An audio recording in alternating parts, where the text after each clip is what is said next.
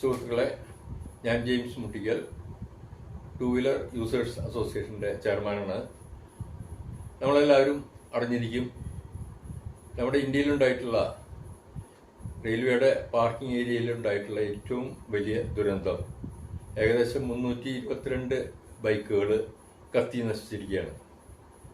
അന്ന് ആ സംഭവ സ്ഥലത്ത് എത്തിയിട്ടുള്ള പോലീസ് ഉദ്യോഗസ്ഥർ, DGP വരെയുള്ള പോലീസ് ഉദ്യോഗസ്ഥർ വന്നിരുന്നു. അതുപോലെ കെ രാജൻ ഉൾപ്പെടെയുള്ള ബഹുമാനപ്പെട്ട മന്ത്രി അടക്കമുള്ള രാഷ്ട്രീയ നേതാക്കൾ വന്നിരുന്നു.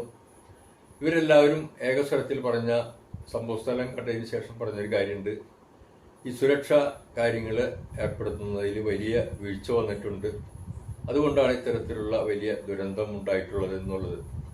പക്ഷെ തീർച്ചയായിട്ടും ഇതിൽ ഒരു ഉത്തരവാദിത്വവും ഇവിടെ ടൂ വീലറുകൾ പാർക്ക് ചെയ്തവരുടെ ഭാഗത്തു നിന്നും ഉണ്ടായിട്ടില്ല.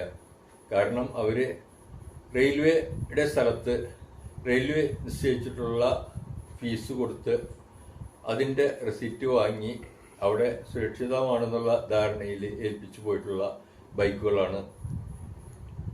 ആ സാധാരണ നിലയിൽ വളരെ മിതമായിട്ടുള്ള വേതനത്തിൽ സ്വകാര്യ സ്ഥാപനങ്ങളിൽ ജോലിയെടുക്കുന്നവരാണ് ഒരുപാട് ടൂ വീലർ യാത്രക്കാർ.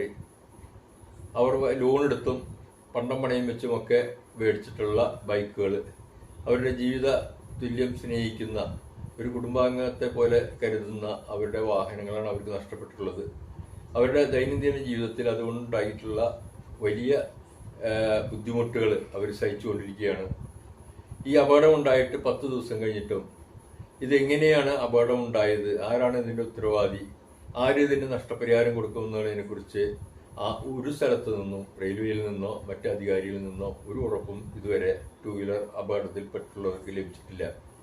ഈ സാഹചര്യത്തിൽ ഞങ്ങൾ റെയിൽവേ അധികാരികളെ കണ്ടിരുന്നു. അപ്പോൾ അവർ പറഞ്ഞത് അതിൻ്റെ അന്വേഷണങ്ങൾ നടക്കുന്നുണ്ട്, ഫോറൻസിക് പരിശോധന നടത്തുന്നുണ്ട്, അവിടുത്തെ CCTV ഒക്കെ കത്തി നശിച്ചു പോയി, അത് കേന്ദ്ര ഗവൺമെൻറ്റിൻ്റെ ഹൈദരാബാദിലോ മറ്റുള്ള ഒരു ലാബിൽ അയച്ചിരിക്കുകയാണ്, അതിൻ്റെ റിസൾട്ട് വരട്ടെ എന്നൊക്കെ പറഞ്ഞിട്ട്.